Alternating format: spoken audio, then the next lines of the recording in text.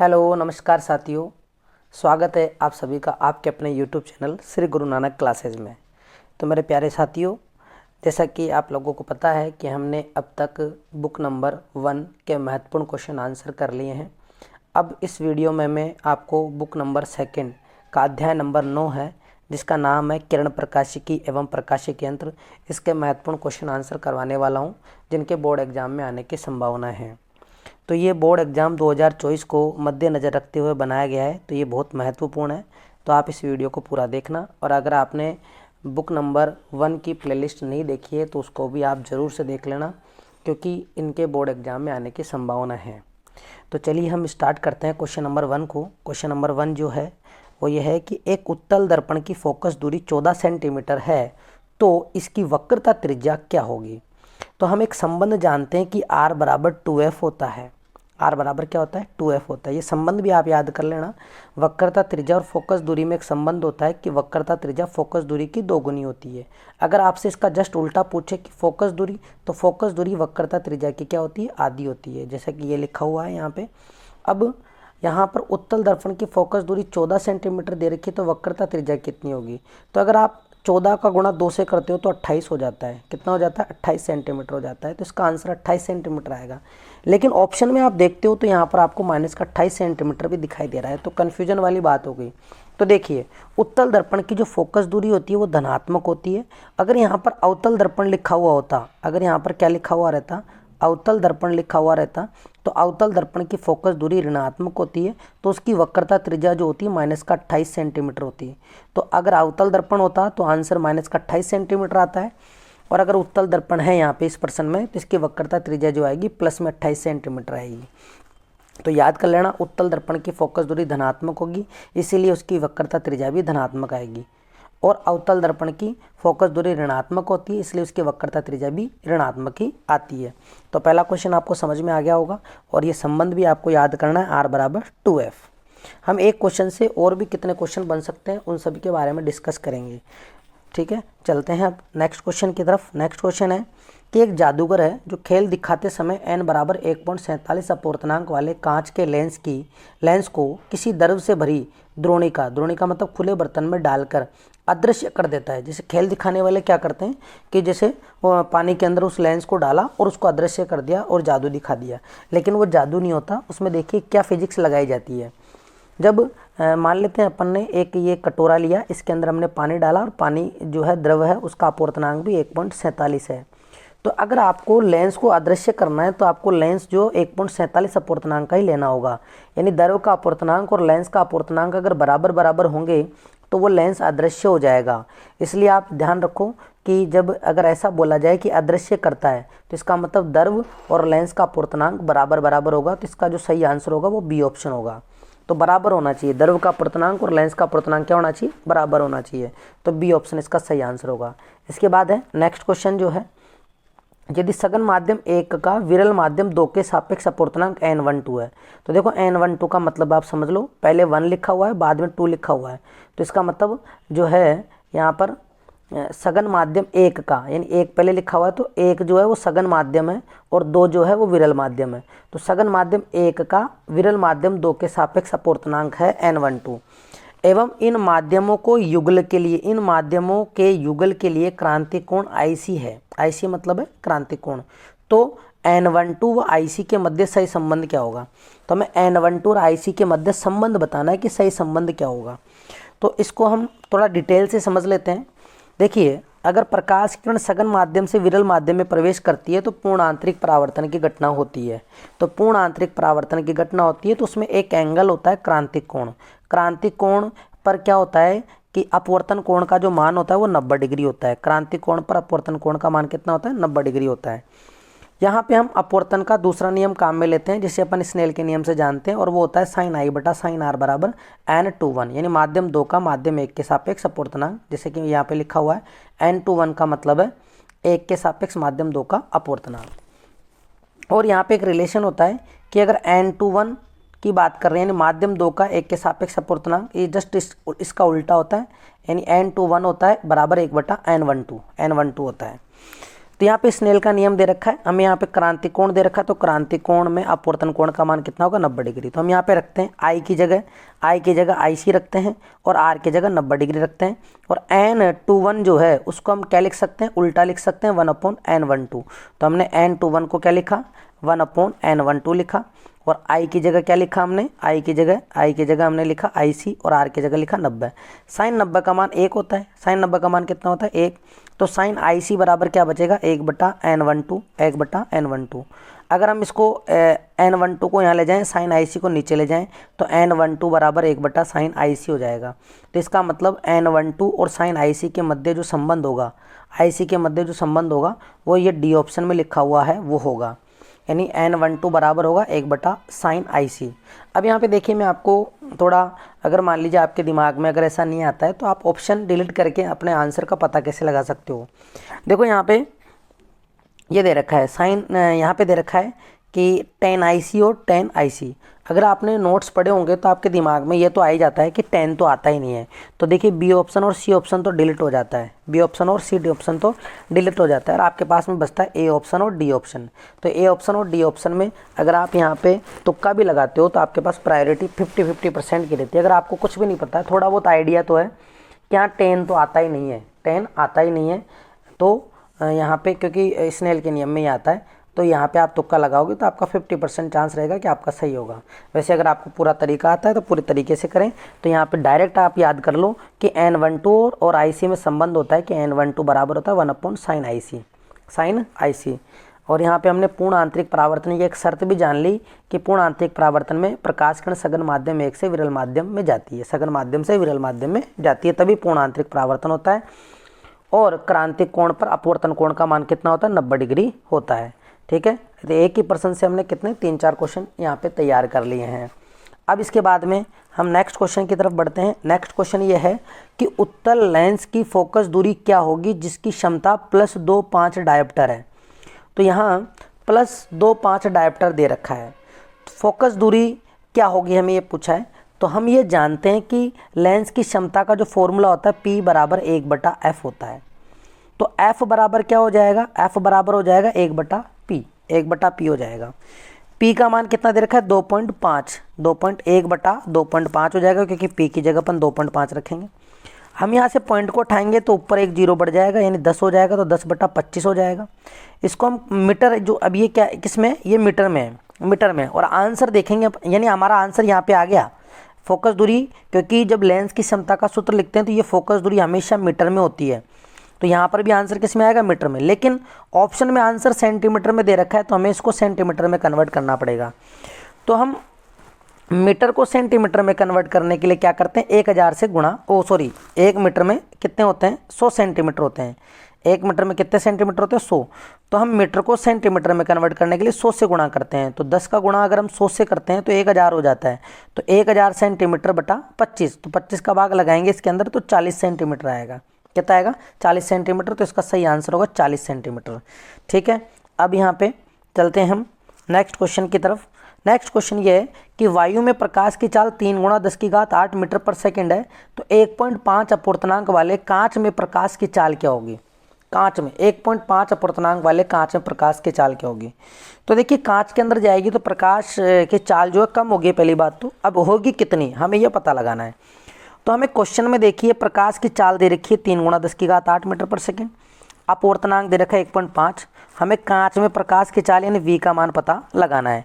Snail के नियम से हम कह सकते हैं कि अपवर्तनांक जो होता है n जो होता है वो v1/v2 के बराबर होता है, यानी माध्यम 1 में वेग और बटा माध्यम 2 में वेग। तो n बराबर v1/v2 होता है। लेकिन माध्यम 1 का जो वेग है वो प्रकाश के वेग के बराबर है, तो n1 की जगह अपन v1 की जगह क्या लिखेंगे, अपन c लिखेंगे। और v2 का वेग अपन ने क्या मान लिया v, तो हम v2 की जगह क्या लिखेंगे v। तो n बराबर क्या हो जाएगा c/v। तो यहाँ पे हमें v का मान याद करना है और n भी पता है c भी पता है, तो c/n हो जाएगा। c का मान 3 × 10⁸ है और n का मान 1.5 है, तो भाग लगाएंगे तो हमारे पास आंसर आएगा 2 × 10⁸ मीटर पर सेकेंड। तो इसका सही आंसर होगा बी ऑप्शन, बी ऑप्शन इसका सही आंसर होगा। तो आप इसको याद भी कर सकते हो कि कांच में प्रकाश की चाल 2 × 10⁸ मीटर पर सेकंड ही होती है जब उसका अपवर्तनांक 1.5 होता है। तो सिंपल सा ये एक ये संबंध आप डायरेक्ट भी याद कर सकते हो कि अपवर्तनांक, हम यहाँ पे इसको अपन निरपेक्ष अपवर्तनांक कह सकते हैं। ये जो है वो निरपेक्ष अपूर्णांक है, और निरपेक्ष अपूर्णांक में हम तुलना जो करते हैं किससे करते हैं, हम प्रकाश के वेग से तुलना करते हैं। तो प्रकाश के वेग से तुलना करते हैं तो प्रकाश का वेग बटा माध्यम का वेग, ये होता है निरपेक्ष अपूर्णांक। तो निरपेक्ष अपूर्णांक की परिभाषा भी आपको याद हो जानी चाहिए, है ना, क्या होगी, प्रकाश का वेग बटा माध्यम का वेग का अनुपात जो होता है वो निरपेक्ष अपूर्णांक कहलाता है। अब है इसके बाद में नेक्स्ट क्वेश्चन ये है कि दो लेंस जिनकी शक्तियाँ 4 डायोप्टर और -2 डायोप्टर है संपर्क में रखे हुए हैं, तो उनकी संयुक्त फोकस दूरी क्या होगी। संयुक्त फोकस दूरी बोला है, तो उनकी संयुक्त फोकस दूरी क्या होगी। अब यहाँ पे संपर्क में रखे हुए हैं, हम जानते हैं कि जब लेंसों का संयोजन किया जाता है तो जो शक्ति आती है वो जुड़ती है, तो P1 प्लस क्या होगी, P2 होगी, P1 प्लस क्या होगी, P2 होगी। तो यहाँ पे पहली शक्ति 4 डायोप्टर दे रखी है प्लस में, और दूसरी शक्ति -2 डायोप्टर दे रखी है। तो यहाँ पर तो गणित का नियम ही लगेगा, P1 का मान +4 और P2 का मान -2 है, तो 4 - 2 करेंगे तो 2 डायोप्टर आएगा। क्या आएगा, 2 डायोप्टर आएगा। यानी हमारे पास लेंस के संयोजन के बाद में जो कुल क्षमता आई है वो 2 डायोप्टर आई है।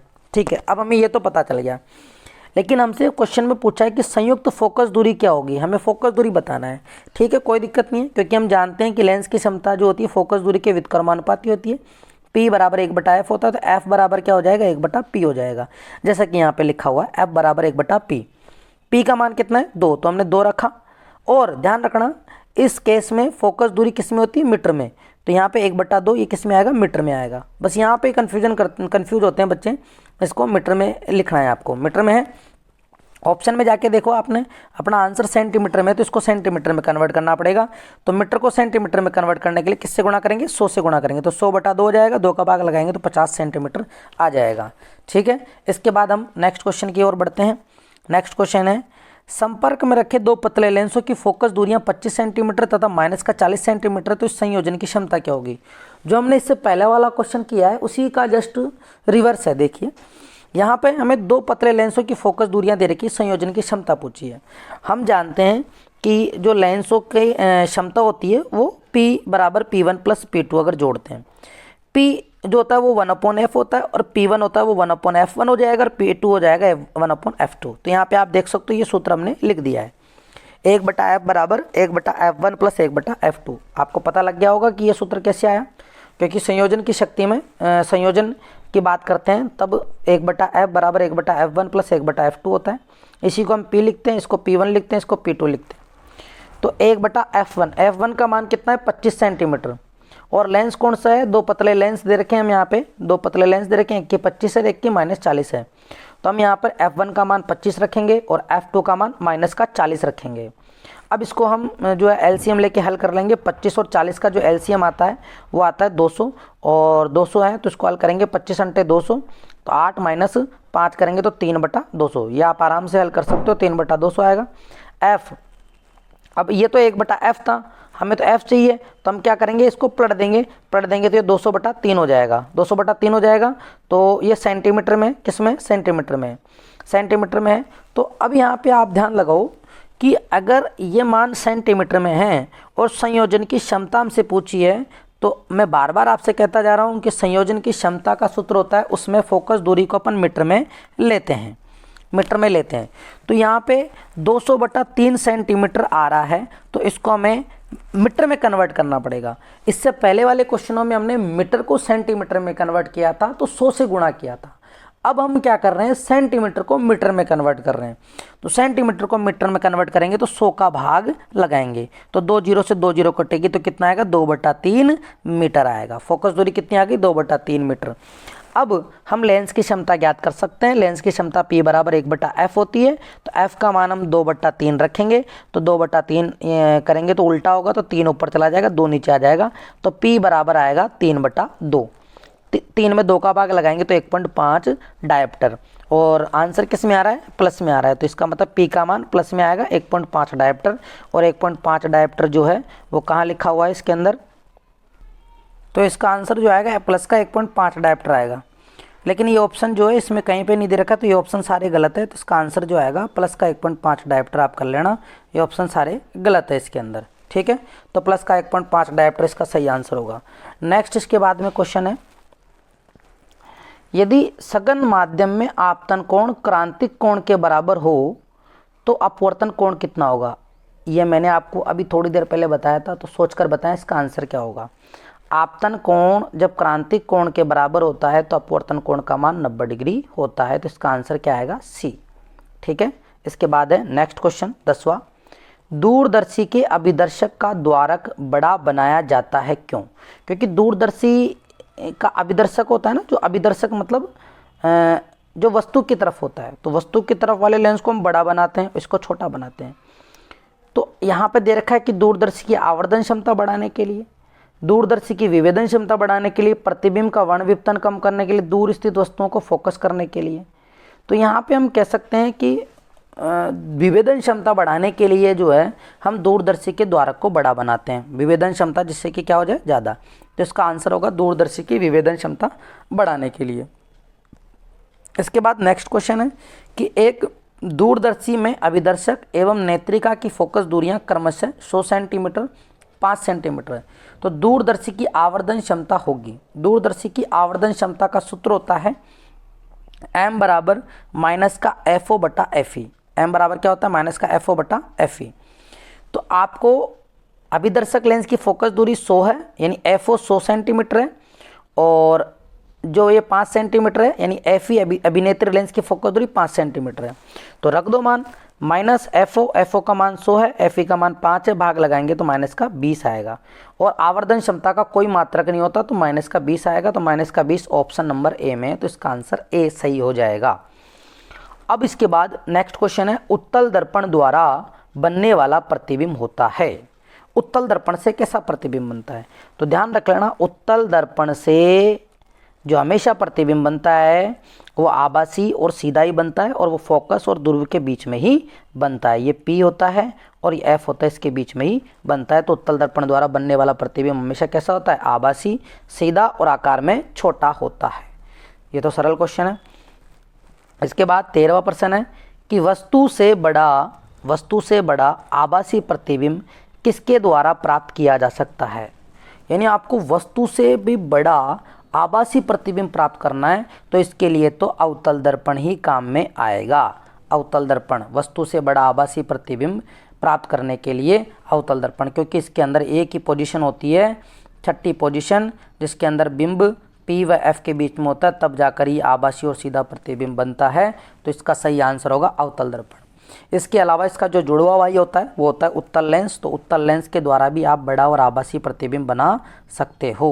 तो अगर ऑप्शन में अवतल दर्पण और उत्तल लेंस दोनों हो तो भी वही सही आंसर होगा। इसके बाद नेक्स्ट क्वेश्चन है, एक अवतल दर्पण जिसकी फोकस दूरी 20 सेंटीमीटर है से 40 सेंटीमीटर दूर एक वस्तु रखी जाती है, तो प्रतिबिंब कहाँ बनेगा? दोबारा पढ़ेंगे प्रश्न को। एक अवतल दर्पण है जिसकी फोकस दूरी 20 सेंटीमीटर है से 40 सेंटीमीटर दूर एक वस्तु रखी हुई है, यानी U का मान 40 सेंटीमीटर है, U का मान 40 सेंटीमीटर है। तो आप यहाँ पे देखो कि जब फोकस दूरी अगर अपने चित्र से समझें तो यहाँ पे आप देखो, ये अवतल दर्पण है, ये इसका फोकस है, ये इसका ध्रुव है, ये इसका फोकस है, ये यहाँ पे वक्रता केंद्र है। वक्रता केंद्र यानी वक्रता त्रिज्या जो होती है फोकस दूरी की दोगुनी होती है, हम जानते हैं। जब फोकस दूरी 20 सेंटीमीटर है तो 20 सेंटीमीटर ये हो गया, तो इसका मतलब बिंब जो है 40 सेंटीमीटर पर रखा हुआ है, तो 40 सेंटीमीटर पर तो वक्रता केंद्र ही है, वक्रता केंद्र है। इसका मतलब बिंब जो है वक्रता केंद्र पर रखा हुआ है। अगर बिंब वक्रता केंद्र पर रखा हुआ रहता है तो प्रतिबिंब का आकार वस्तु के आकार के बराबर ही बनता है, लेकिन उल्टा बनता है। तो इसका ऑप्शन नंबर ए सही होगा, वास्तविक उल्टा एवं समान आकार का बनेगा, क्योंकि यहाँ पे 20 सेंटीमीटर फोकस दूरी है और 40 सेंटीमीटर पर रखा हुआ है, यानी दोगुनी दूरी पर रखा हुआ है फोकस दूरी के, तो वो वक्रता त्रिज्या, और वक्रता त्रिज्या जो होती है वहाँ पर वक्रता केंद्र होता है, और वक्रता केंद्र पर प्रतिबिंब वास्तविक उल्टा एवं समान आकार का बनता है। फिर है नेक्स्ट 15वां क्वेश्चन, नेक्स्ट क्वेश्चन 14वां, किसी कांच का पूर्णांक 1.5 जबकि निर्वात में प्रकाश की तरंग दैर्घ्य 6000 एंगस्ट्रॉम है, तो इस प्रकाश की तरंग दैर्घ्य कांच में क्या होगी? हमें ये बताना है। कांच का पूर्णांक है 1.5 और निर्वात में प्रकाश की तरंग दैर्घ्य 6000 एंगस्ट्रॉम है, तो प्रकाश की तरंग दैर्घ्य कांच में क्या होगी, हमें ये बताना है। तो देखिए, हम जानते हैं स्नेल के नियम से कि अपवर्तनांक, वैसे आप समझ रहे हो कि स्नेल का नियम तो sin I बटा sin R होता है। तो उसके बराबर में जो अपवर्तनांक आता है उसका मान λ1 बटा λ2 के बराबर आता है। n1 जो ये n आता है वो λ1 बटा λ2 के बराबर आता है। तो कांच का अपवर्तनांक 1.5 दे रखा है और निर्वात में प्रकाश की तरंग दैर्घ्य 6000 एंगस्ट्रॉम दे रखी है। तो 6000 एंगस्ट्रॉम तो λ1 हो गया, λ1 हो गया और n 1.5 हो गया, तो λ2 का मान निकाल लेंगे हम। λ1 6000 के अंदर 1.5 का भाग लगाएंगे तो 4000 एंगस्ट्रॉम आएगा। तो आप यहाँ पे एक सूत्र याद कर लो, ऐसी स्थिति में अपवर्तनांक जो होता है वो तरंग दैर्घ्य λ1 पहले माध्यम की तरंग दैर्घ्य और दूसरे माध्यम की तरंग दैर्घ्य का अनुपात, जैसे अपन ने अभी पढ़ा था n1 बराबर v1 बटा v2, v1 बटा v2। अगर आवर्ती की बात करते हैं तो आवर्ती उल्टी हो जाती, ध्यान रखना, आवर्ती v2 बटा v1 हो जाती है, क्योंकि ये दोनों के व्युत्क्रमानुपाती होते हैं। ठीक है, तो ये सूत्र हो गया। अब इसके बाद नेक्स्ट क्वेश्चन, प्रकाश की चाल निम्न में से किस माध्यम में अधिक होगी? हमें इसमें से बताना है इसमें से किस में अधिक होगी। जल, वायु, कांच, हीरा, इनमें से किस में होगी? तो देखो, प्रकाश की चाल जो अधिक होगी किस माध्यम में अधिक होगी? तो माध्यम, किस माध्यम में अधिक होगी प्रकाश की चाल? प्रकाश की चाल जिसमें n अपवर्तनांक का मान कम होगा, अपवर्तनांक का मान कम होगा, उसी में होगी, उसी में होगी। प्रकाश की चाल सबसे अधिक जो होगी वो होगी जिसका अपवर्तनांक सबसे कम होगा, उसी में होगी। तो जल का अपवर्तनांक 1.33 होता है, वायु का अपवर्तनांक 1.00029 होता है, कांच का 1.5 होता है, हीरे का 2.4 होता है। तो सबसे कम अपवर्तनांक किसका है? वायु का। तो वायु में जो है प्रकाश की चाल सबसे अधिक होगी, वायु में प्रकाश की चाल सबसे अधिक होगी। ठीक है, इसके बाद नेक्स्ट क्वेश्चन 16वां है, जब एक प्रकाश तरंग वायु से पानी में जाती है तो उसका कौन सा गुण अपरिवर्तित रहता है?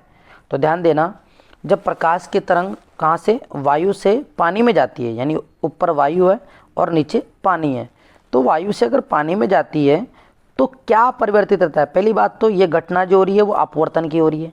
किसकी हो रही है? अपवर्तन की हो रही है। और अपवर्तन में ध्यान देना, अपवर्तन में जो है आवृत्ति अपरिवर्तित रहती है, आवृत्ति कभी भी नहीं बदलती है, आवृत्ति कभी भी नहीं बदलती है, उसकी फ्रीक्वेंसी अपरिवर्तित रहती है। बाकी लैम्बडा बदल जाता है, वेग बदल जाता है, आयाम बदल जाता है, ये सब परिवर्तित रहते हैं, लेकिन आवृत्ति अपरिवर्तित रहती है। तो इसका जो सही आंसर होगा वो सी होगा। ठीक है, फिर इसके बाद नेक्स्ट क्वेश्चन पढ़ेंगे अपन। नेक्स्ट क्वेश्चन है, क्रांतिक कोण सघन माध्यम में वह आपतन कोण है जिसके लिए विरल माध्यम में अपवर्तन कोण 90 डिग्री होता है। तो देख लो, ये क्वेश्चन अपन ने पहले ही पढ़ लिया था और उसी को घुमा फिरा के यहाँ पे पूछा है। तो क्रांतिक कोण की स्थिति में अपवर्तन कोण 90 डिग्री होता है। इसके बाद प्रकाशिक तंतु प्रकाश की किस घटना पर आधारित है? तो प्रकाशिक तंतु जो है वो पूर्ण आंतरिक परावर्तन की घटना पर आधारित होता है, क्योंकि यहाँ पे ये बार बार टकराते हुए दूर तक जाता है, तो प्रकाशिक तंतु पूर्ण आंतरिक परावर्तन पर आधारित होता है। इसके बाद नेक्स्ट क्वेश्चन ये, एक समतल उत्तल लेंस का अपवर्तनांक 1.6 की वक्र सतह की वक्रता त्रिज्या 60 सेंटीमीटर है, तो लेंस की फोकस दूरी क्या होगी? अब यहाँ पे देखिए, ना तो आपको u दे रखा, ना आपको v दे रखा और आपको फोकस दूरी पूछा है, लेकिन यहाँ पे आपको अपवर्तनांक दे रखा है और वक्रता त्रिज्या दे रखी है। तो वक्रता त्रिज्या दे रखी है और लेंस कौन सा दे रखा है? समतल उत्तल लेंस। तो समतल उत्तल लेंस का मतलब है ये समतल हो गया और ये उत्तल समतल और ये उत्तल लेंस बोला है ना, तो उत्तल लेंस का मान लो ये पार्ट हो गया। ठीक है, ये पार्ट हो गया। तो समतल जो होगा, एक पृष्ठ तो कौन सा हो गया? समतल। तो समतल पृष्ठ होगा तो उसकी वक्रता त्रिज्या तो अनंत होगी, क्योंकि उसका तो बहुत बड़ा गोला बन सकता है, तो उसकी वक्रता त्रिज्या तो क्या हो जाएगी? R2 अनंत हो जाएगी। लेकिन जो उत्तल लेंस ये वाला जो पार्ट है, इसकी वक्रता त्रिज्या कितनी है? 60 सेंटीमीटर। तो इसकी वक्रता त्रिज्या कितनी हो जाएगी? 60 सेंटीमीटर हो जाएगी। तो R1 का मान तो 60 सेंटीमीटर हो जाएगा और R2 का मान इन्फिनिटी हो जाएगा। अब हमें फोकस दूरी ज्ञात करनी है और म्यू 1.6 दे रखा है। तो यहाँ पे जो सूत्र लगेगा वो लेंस मेकर सूत्र लगेगा। कौन सा लगेगा? लेंस मेकर सूत्र लगेगा, लेंस मेकर सूत्र। और लेंस मेकर सूत्र ये होता है 1/f बराबर mu -1 bracket 1/R1 -1/R2। Mu का मान रखेंगे 1.6 माइनस का 1/R1 का मान रखेंगे 60 माइनस 1/R2 का मान रखेंगे इन्फिनिटी। बस यहाँ पे कंफ्यूज करने वाली बात यही है कि R2 का मान आपको अपनी तरफ से, आप R2 का मान दिया हुआ नहीं है तो आपको समझना होगा कि R2 का मान क्या होगा। तो ध्यान रखना, जब समतल बोल दे तो समतल जो है इसकी वक्रता त्रिज्या अनंत मानी जाती है, तो यहाँ पे R2 का मान अनंत माना है। अब आप इसको हल करोगे तो यहाँ पे F का मान 100 सेंटीमीटर आएगा, तो इसका सही आंसर होगा बी ऑप्शन। बी ऑप्शन इसका सही आंसर होगा। अब है प्रश्न संख्या 20। एक उभयोत्तल लेंस के कांच का अपूर्णांक 1.5 है एवं इसके प्रत्येक पृष्ठ की वक्रता त्रिज्या 0.2 मीटर है, तो लेंस की क्षमता क्या होगी। लेंस की क्षमता P बराबर 1/F होती है। क्या होती है P बराबर 1/F। क्या आपको इस प्रश्न में F दे रखा है क्या? नहीं दे रखा, लेकिन क्या क्या दे रखा है आपको? म्यू दे रखा है और वक्रता त्रिज्याएं दे रखी है, और प्रत्येक पृष्ठ की वक्रता त्रिज्या 0.2 है।